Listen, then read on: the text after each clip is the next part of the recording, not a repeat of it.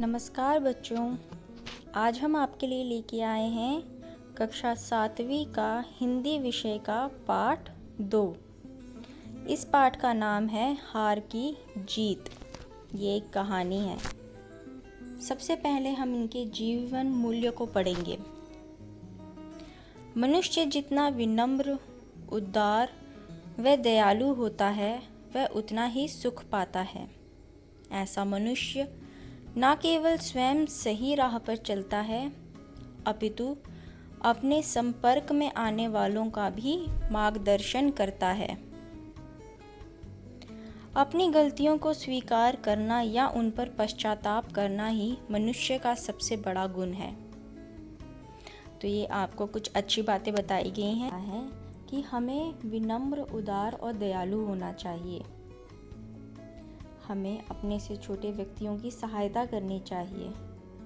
हमें सच्ची राह पे चलना चाहिए तथा अपने साथ के लोगों को भी सच्चाई की राह पे चलने का पाठ पढ़ाना चाहिए। और अगर हम गलतियां करें तो हमें उनका पश्चाताप भी करना चाहिए, क्योंकि वही मनुष्य का सबसे बड़ा गुण है।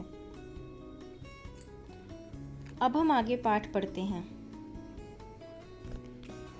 माँ को अपने बेटे और किसान को अपने लहलहाते खेतों को देखकर जो आनंद आता है, वही आनंद बाबा भारती को अपना घोड़ा देखकर आता था।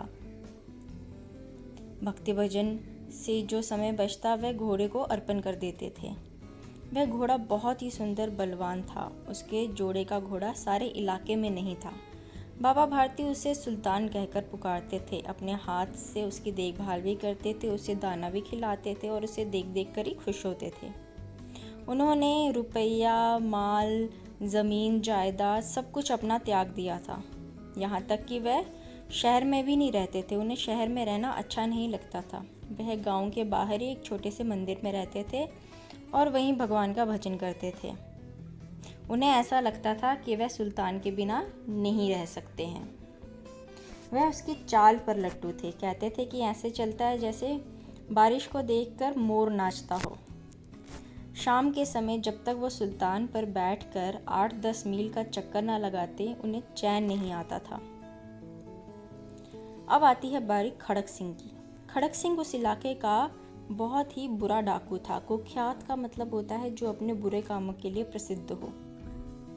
लोग उसका नाम सुनकर ही कांपते थे। पर सुल्तान की कीर्ति या उसके यश के बारे में उसके कानों तक खबर पहुंच गई तो उसके दिल में बेचैनी सी हो उठी। वह एक दिन दोपहर के समय बाबा भारती के पास पहुंचा और उन्हें प्रणाम करके बैठ गया। बाबा भारती ने पूछा, क्या हाल है? तो खड़क सिंह ने सिर झुकाकर उत्तर दिया, आपकी दया है। बाबा भारती कहते, कहो कैसे आना हुआ? तो खड़क सिंह ने कहा, सुल्तान की चाह खींच लाई।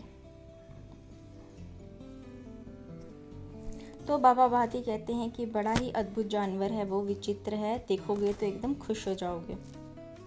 खड़क सिंह कहता है, मैंने भी बड़ी उसकी प्रशंसा सुनी है। तो बाबा भारती क्या कहते हैं, उसकी चाल तुम्हारा मन मोह लेगी। खड़क सिंह कहता है, कहते हैं देखने में भी बड़ा सुंदर है। तो बाबा भारती कहते हैं, क्या कहना, जो उसे एक बार देख ले उसके हृदय पर उसकी छवि अंकित हो जाती है। तो खड़क सिंह कहता है कि बहुत दिनों से चाह थी तो आज मैं उपस्थित हुआ हूँ। बाबा भारती और खड़क सिंह अस्तबल में पहुँचते हैं और बाबा ने घोड़े को बड़े घमंड से दिखाते हैं, क्योंकि इतनी प्रशंसा सुनते हैं उसके घोड़े के बारे में तो उनके मन में भी थोड़ा बहुत घमंड आ जाता है। तो बाबा भारती ने बड़े घमंड से घोड़ा दिखाया और खड़क सिंह ने बड़े ही आश्चर्य से घोड़े को देखा। उसने बहुत से घोड़े देखे हैं, परंतु ऐसा बांका घोड़ा कभी उसकी आंख के सामने से नहीं गुजरा। सोचने लगा, भाग्य की बात है, ऐसा घोड़ा तो खड़क सिंह के पास होना चाहिए था। इस साधु को इससे क्या लाभ? कुछ देर तक तो वो ऐसे ही भौचक्का होकर खड़ा रहा। फिर उसके हृदय में हलचल होने लगी और छोटे बच्चों की तरह वो बेचैन होकर बोल पड़ा, परंतु बाबा जी इसकी चाल ना देखी तो क्या देखा।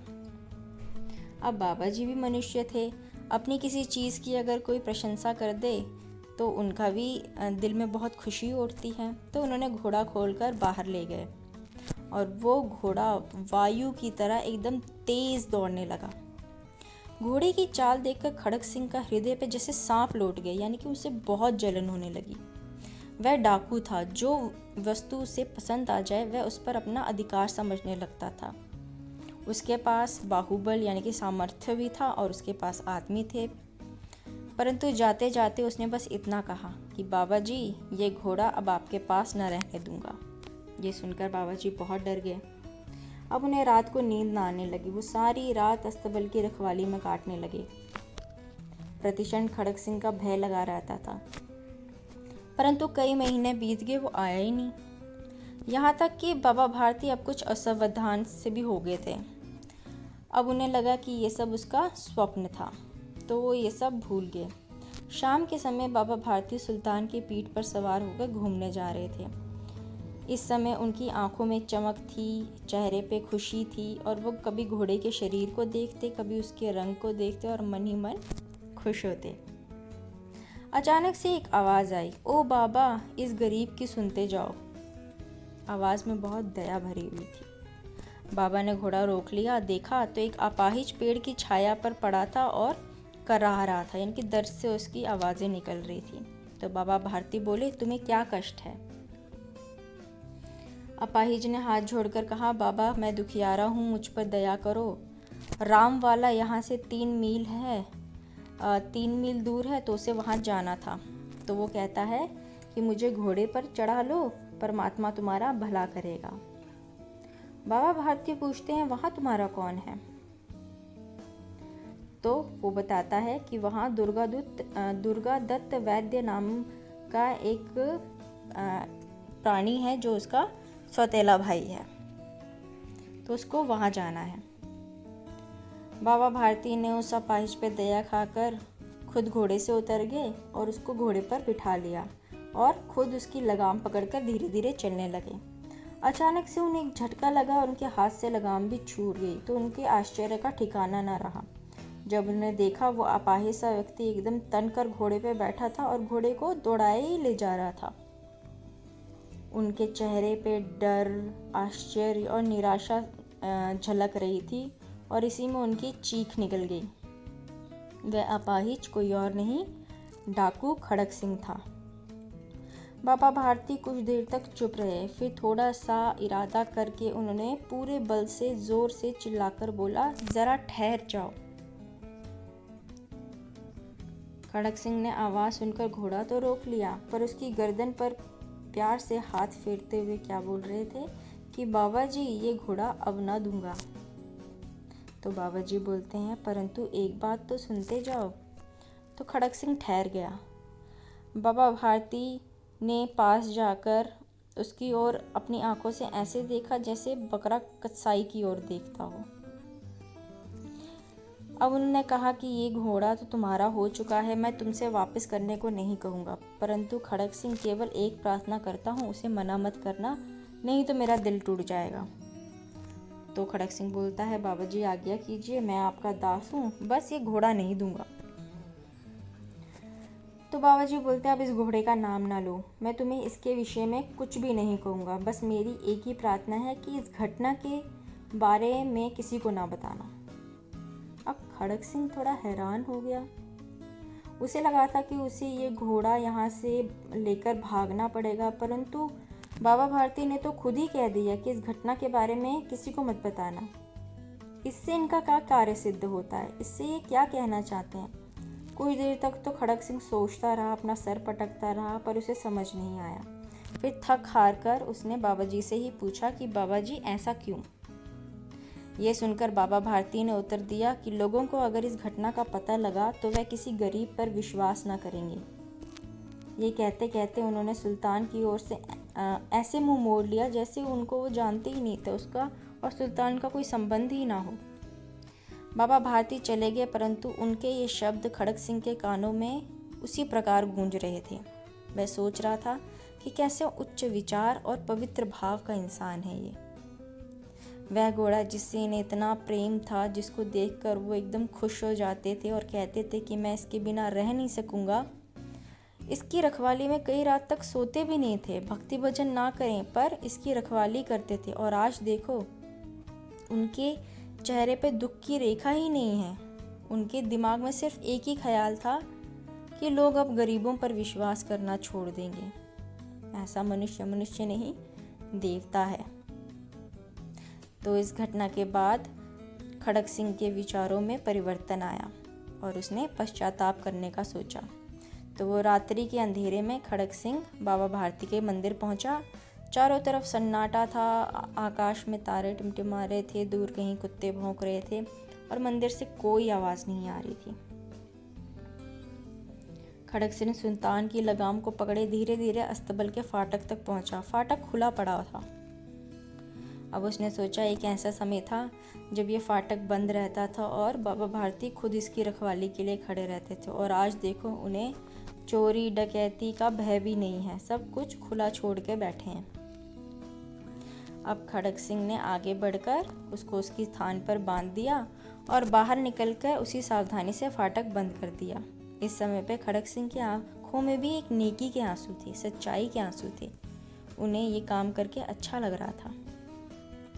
अब रात्रि का तीसरा पहर बीत चुका था, चौथा पहर आरंभ हो रहा था, यानी कि सवेरा होने वाला था।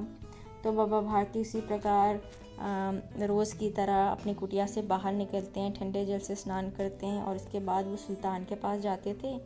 तो उनके पैर अपने आप ही सुल्तान की तरफ चलने लगे, जैसे कि वो सपने में चल रहे हों। लेकिन जैसे ही वो फाटक के पास पहुँचे, उन्हें अपनी भूल का एहसास हुआ। उन्हें याद आया कि अब तो सुल्तान वहाँ है ही नहीं, उसे तो डाकू खड़क सिंह ले गया। तो उनके पाँव में, उनके दिल में भी बहुत निराशा सी आ गई और उनके पाँव वहीं रुक गए। लेकिन घोड़े ने अपने स्वामी की पाँव की चाप को पहचान लिया और वो जोर जोर से हिनहिनाया।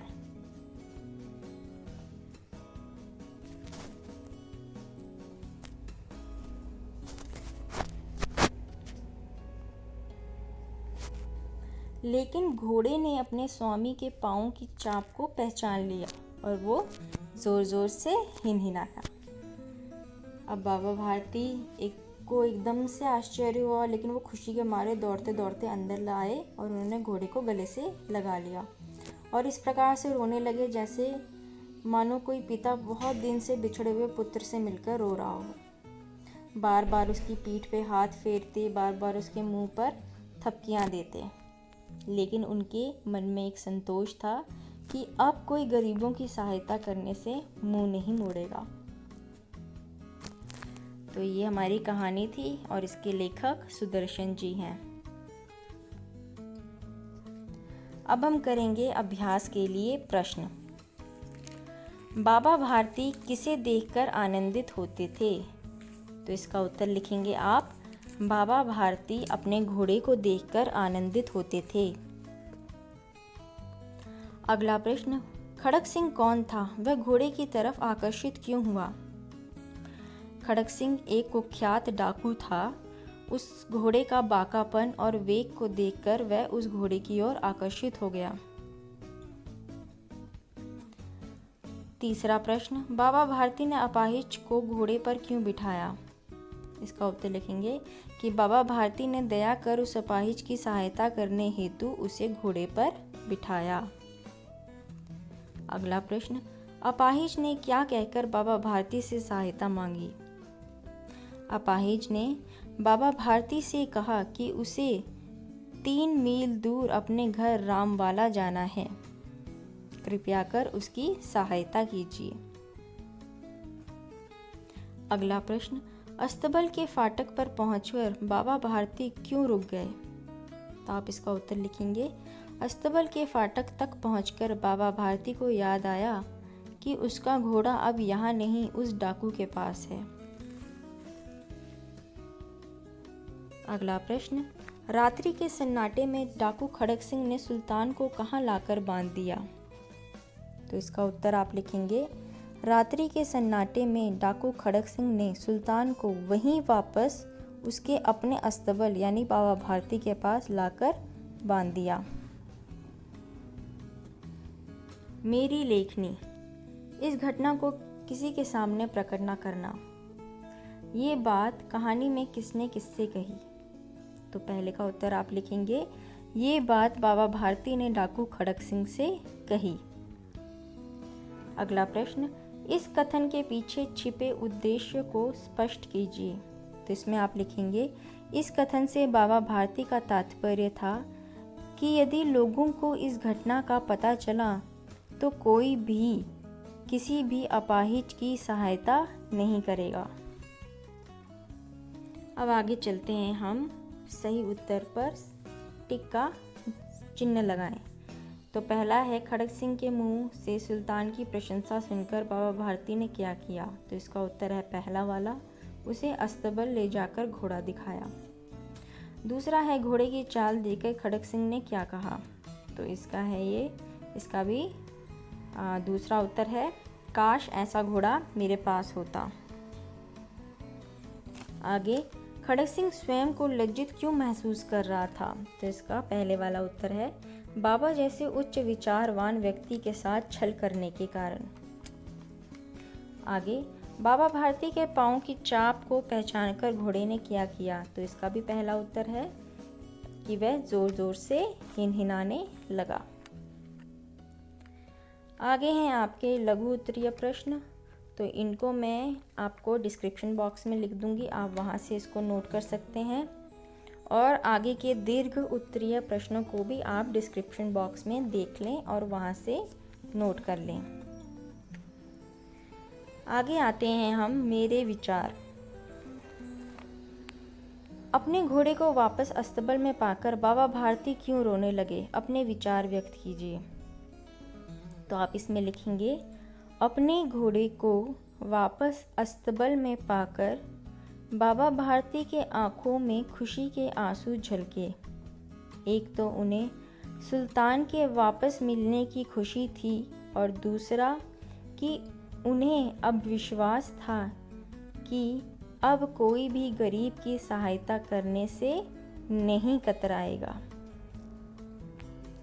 दूसरा प्रश्न, खड़क सिंह ने रात के अंधेरे में आकर सुल्तान को वापस अस्तबल में बांध दिया, इससे उसकी किस मनोदशा का पता चलता है? तो आप इसमें लिखेंगे, खड़क सिंह को अपनी गलती का एहसास हुआ, इसीलिए उसने सुल्तान को वापस उसके अस्तबल में बांध दिया, परंतु रात में चोरी चुपके आके उसने ये कार्य सिद्ध किया। इससे यह पता चलता है कि वह ये कार्य किसी को नहीं दिखाना चाहता था, क्योंकि इससे उसकी छवि पर असर पड़ सकता था। आगे का प्रश्न, खड़क सिंह द्वारा छल से सुल्तान को छीन लिए जाने की घटना ने बाबा भारती के मन में इंसानियत के प्रति कैसी चिंता उत्पन्न की? क्या उनकी चिंता उचित थी? विचार कर उत्तर दीजिए। तो आप इसमें लिखेंगे, खड़क सिंह द्वारा छल से सुल्तान को छीन लिए जाने की घटना ने बाबा भारती के मन में इंसानियत के प्रति चिंता उत्पन्न होना उचित था, क्योंकि इस घटना के पश्चात कोई भी व्यक्ति गरीब व असहाय की सहायता नहीं करेगा। इससे जो व्यक्ति सचमुच की सहायता चाहता होगा उसकी भी कोई नहीं सुनेगा। लोगों का इंसानियत से विश्वास ही उठ जाएगा। अब हम आगे करेंगे भाषा और व्याकरण। यहाँ आपको संज्ञा की परिभाषा दी गई है और उनके कुछ उदाहरण भी दिए गए हैं। किसी प्राणी, वस्तु, स्थान या भाव के नाम को संज्ञा कहते हैं। जैसे उदाहरण में प्रवीण इंसान का नाम है, कबूतर भी एक प्राणी है, हिरन भी जानवर, दिल्ली एक जगह का नाम है, मुंबई भी जगह का नाम है। इसके अलावा किसी वस्तु का नाम जैसे कि पुस्तक, दही, फल और कड़वाहट और प्यार आ जाते हैं भाव। तो ये सभी क्या कहलाते हैं? संज्ञा। अब संज्ञा के 3 भेद होते हैं, व्यक्तिवाचक, जातिवाचक और भाववाचक। व्यक्तिवाचक में लोगों के नाम, जगह के नाम या किसी वस्तु का नाम आ सकता है, लेकिन इसमें ध्यान रखना है, इसमें हमें पर्टिकुलरली वस्तु का नाम बोलना। जैसे किसी लड़के का नाम अमित, तो ये अमित जो नाम है वो आ जाता है व्यक्तिवाचक संज्ञा। लेकिन अगर हम इसकी जाति के बारे में बात करें कि अमित एक लड़का है, तो अगर हम लड़का कर उसको संबोधित करेंगे तो वो किस में आ जाता है? जातिवाचक में। जिस शब्द का किसी जाति या सभी सदस्यों का बोध हो। सभी सदस्य मतलब उसमें सभी लोगों का वर्णन हो जाता है। अगर मैं मामा कहूँगी तो उसमें मामा में जितने लोग आते हैं उनका वर्णन हो जाएगा। लड़की में जितनी लड़कियाँ होती हैं उनका वर्णन हो जाता है। देश में बहुत सारे देश आ जाते हैं, उनका वर्णन हो जाता है। तो ये सारे जातिवाचक संज्ञा कहलाते हैं। उसी तरीके से अगला आता है भाववाचक संज्ञा। भाव यानी कि अपने एहसास को बताना। इसको ना आप छू सकते हैं, इसको सिर्फ आप व्यक्त कर सकते हैं, आप ना इसको देख भी नहीं सकते। जैसे कि मिठास, सुंदरता, उदासी, गंदगी, कोमलता, ये सब भाव है, इनको एहसास किया जा सकता है, इनको देखा या छू नहीं जा सकता। तो ये सब आपकी भाववाचक संज्ञा कहलाती हैं। तो इन्हीं को देखकर आपने ये अधूरे वाक्य पूरे करने हैं। तो पहले में क्या आएगा? किसान को अपने लहलहाते खेतों को देखकर आनंद प्राप्त होता है। खड़क सिंह उस इलाके का कुख्यात डाकू था। जब सुल्तान की कीर्ति उसके कानों तक पहुंची तो उससे रहा ना गया।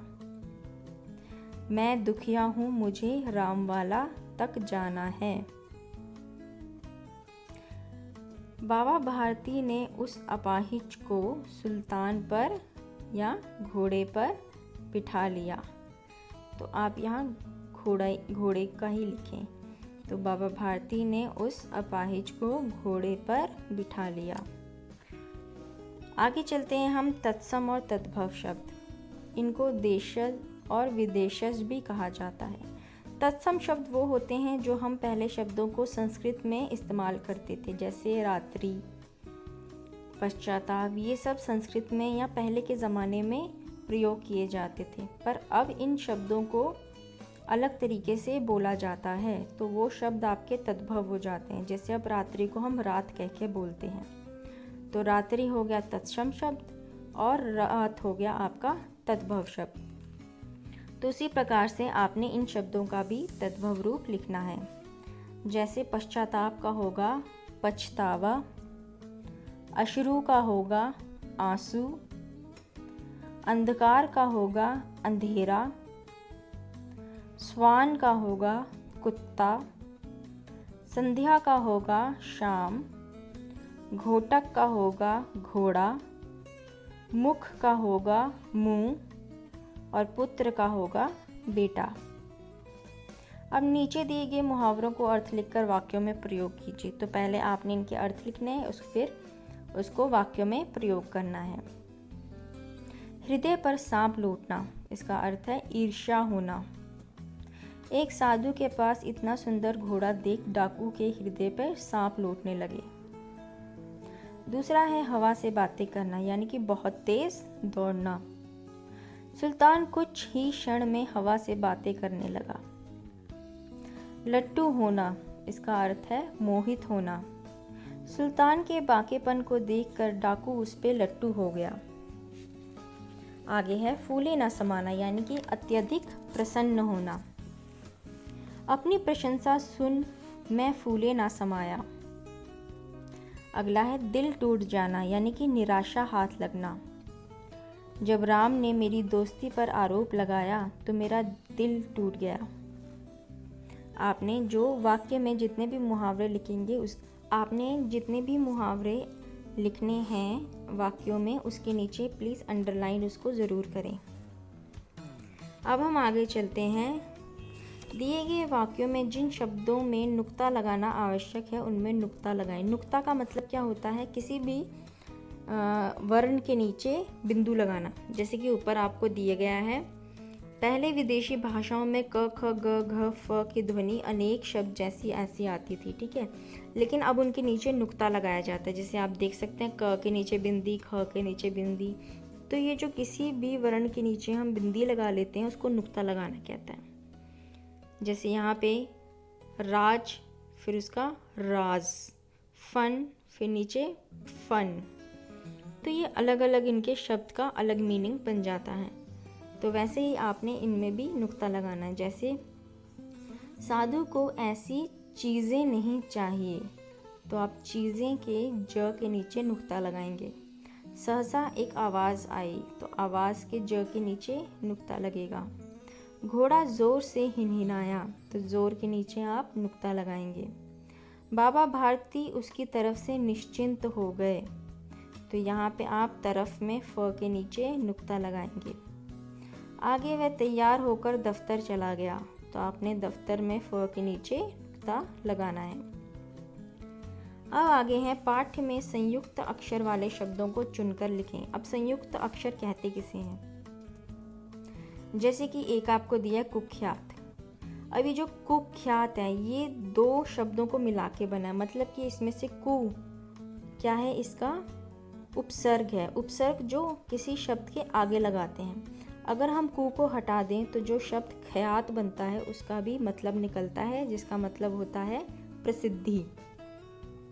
तो ऐसे ही शब्द जिनके अगर आगे कुछ उपसर्ग लगाएं या पीछे लगाएं, जिसको विसर्ग कहा जाता है, अगर उन दोनों को हम हटा भी दें तो अगर बीच में जो शब्द बचता है उसका कोई मतलब निकलता है, तो उस तरह के शब्दों को संयुक्त अक्षर वाले शब्द कहा जाता है। तो ऐसे ही कुछ पाठ में से हमने लिए हैं, तो आप इन्हें लिखें। असवाब, अधीर, विचित्र, उपस्थित, विश्वास, असावधान, अस्वीकार, प्रयोजन। आगे हैं दिए गए वाक्यांशों से वाक्य बनाएं। तो इनको आपने वाक्य में प्रयोग करना है, तो इस पाठ को आप अच्छे से पढ़ें और वहीं से इनको वाक्य में प्रयोग करके लिखें। आगे हैं हमारे दिए गए शब्दों को निरउपसर्ग जोड़कर नए शब्द बनाएं। जो मैंने आपको पहले बताया था, उपसर्ग का मतलब क्या होता है, किसी शब्द के उसके आगे लिखना। तो यहाँ पे कुछ आपको शब्द दिए हैं, उनके आगे आपने निर लगाना है और उसका नया शब्द बनाना। जैसे पहला आपको करा हुआ है यहाँ पे, मल के आगे निर लगाया है तो क्या बन गया, निर्मल। उसी प्रकार जन के आगे निर लगाएंगे तो क्या बनेगा, निर्जन। दोष का बन जाएगा निर्दोष, गुण का बन जाएगा निर्गुण, आहार का बन जाएगा निराहार और विवाद का बन जाएगा निर्विवाद। तो यहाँ पे आपका ये पाठ समाप्त होता है। आई होप आपको समझ में आया होगा। इसके जितने भी लघु और दीर्घ उत्तरीय प्रश्न हैं वो मैं आपको डिस्क्रिप्शन बॉक्स में दे दूँगी, आप वहाँ से नोट कर लीजिएगा। इसके अलावा अगर आपको कोई भी चीज़ करने में दिक्कत आए या किसी की भी स्पेलिंग लिखने में दिक्कत आए तो हमें ज़रूर मैसेज या कमेंट करें, हम आपको उसका उत्तर स्वयं लिख के दे देंगे। धन्यवाद।